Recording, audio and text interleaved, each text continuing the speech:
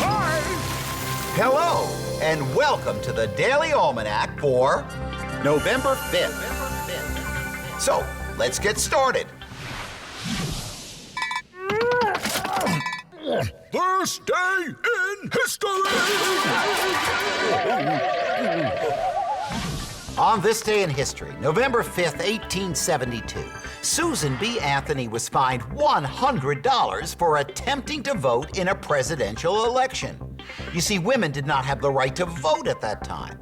And it wasn't until August 26, 1920, when the 19th Amendment to the United States Constitution became law, that women could vote in elections, including the presidential election.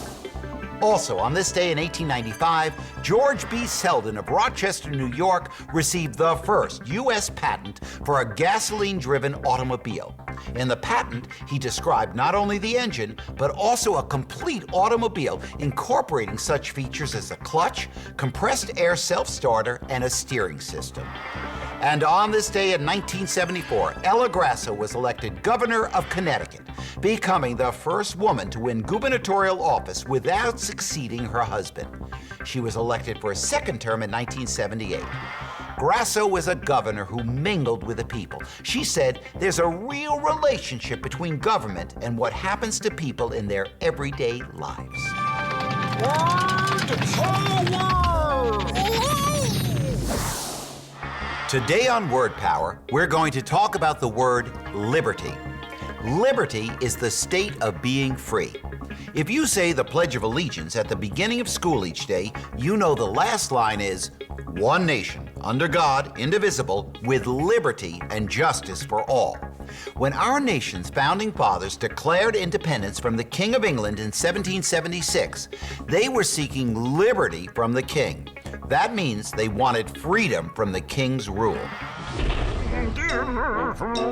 Ooh, extremes.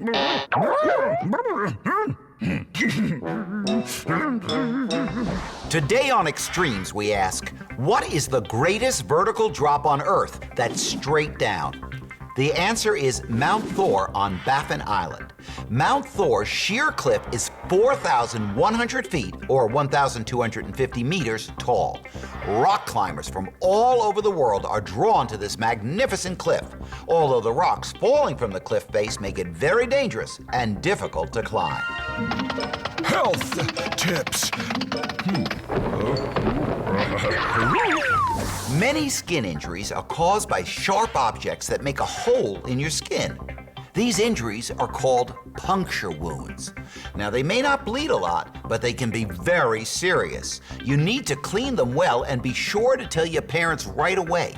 Now, one way to help prevent a lot of puncture wounds is to wear shoes when you're outside. Shoes have rubber or leather soles, which keeps sharp objects from sticking into the bottom of your feet.